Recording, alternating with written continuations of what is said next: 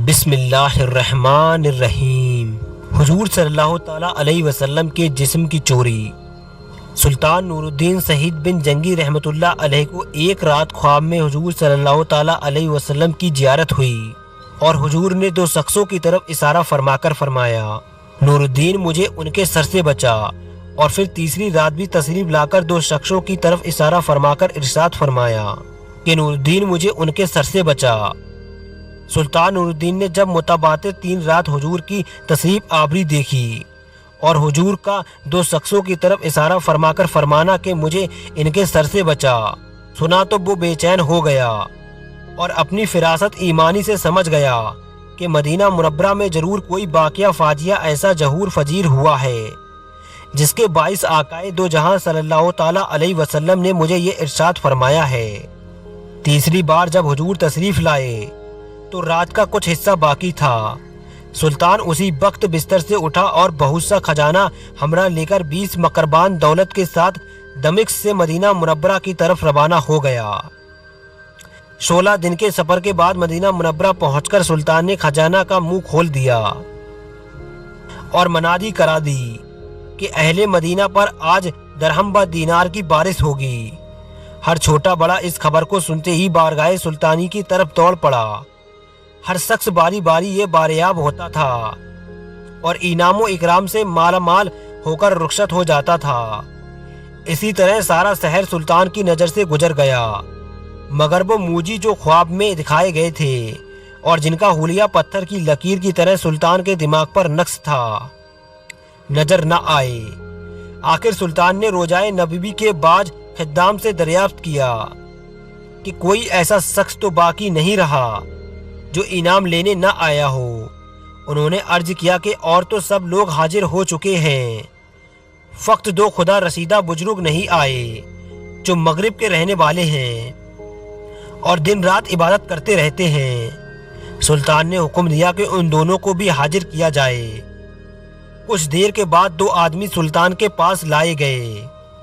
سلطان نے آنکھ اٹھا کر دیکھا اور ایک نظر میں پہچان لیا کہ یہ وہی 2 شخص ہیں جن کی طرف حضور صلی اللہ تعالیٰ علیہ وسلم نے خواب میں اشارہ فرمایا تھا۔ پوچھا کہ تم دونوں کہاں رہتے ہو؟ کہنے لگے کہ راجائے مطہر کے مغرب کی جانب مسجد کی دیوار سے بنا ہوا ایک ویران سا مکان ہے، ہم اس میں رہتے ہیں۔ سلطان نے انہیں تو وہیں چھوڑا اور خود سیدھا اس مکان میں داخل ہو کر اس نے ہر طرف سوسانہ نگاہ ڈالی۔ مکان کا سامان مختصر تھا مگر جس قدر تھا زبان حال سے مکینوں کے جہد و برے کی شہادت دے رہا تھا۔ طاق پر قرآن مجید رکھا ہوا تھا، اس کے علاوہ کچھ اور کتابیں بھی تھیں جن کے مضامین پند و نشا سے مملو تھے۔ ایک کونے میں فقیروں اور مسکینوں میں تقسیم کرنے کی غرض سے غلے کا ایک ڈھیر لگا ہوا تھا۔ فرش پر ایک بہت بڑا بوریا بچھا ہوا تھا، ان میں سے کوئی چیز بجائے خود قابل اعتراف نہ تھی۔ سلطان حیران تھا کہ اب کیا کرے۔ آخر اسی قدیسی جذبے نے جو اسے دمشق سے کسا کسا مدینے لے آیا تھا، اس کا ہاتھ بوریا کی طرف بڑھایا کہ دیکھے تو صحیح اس کے نیچے کیا ہے۔ بوریا کا اٹھانا تھا کہ ایک خوفناک حقیقت کا انکشاف ہوا۔ ان ملعونوں نے جن کے تقدس کا گھر گھر چرچا تھا، ایک نقب لگا رکھی تھی جس کا رخ حجرہ نبوی کی طرف تھا۔ پاس ہی ایک گڈھا تھا جس میں کھودی ہوئی مٹی بھر دی جاتی تھی، اور جب رات ہوتی تھی تو دونوں نقب جن اس مٹی کو تھیلے میں بھر بھر کر بقیہ کے میدان میں ڈال آتے تھے۔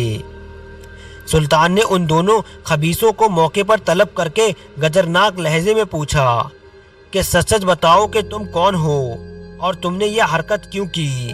پہلے تو انہوں نے ادھر ادھر کی باتیں کرنا شروع کی، لیکن موت کو سر پر منڈلاتے دیکھ کر سوچا کہ اب اخوائے راج بے سود ہے۔ نڈر ہو کر بولے کہ ہم نصرانی ہیں، ہماری قوم نے ہمیں اس مقصد خدمت پر مامور کیا تھا کہ مراکزی حاجیوں کے بھیس میں مدینہ پہنچ کر نقب لگا کر تمہارے پیغمبر کی قبر تک جا پہنچیں اور اس کی لاش کو نکال لیں اور بے آبرو کریں۔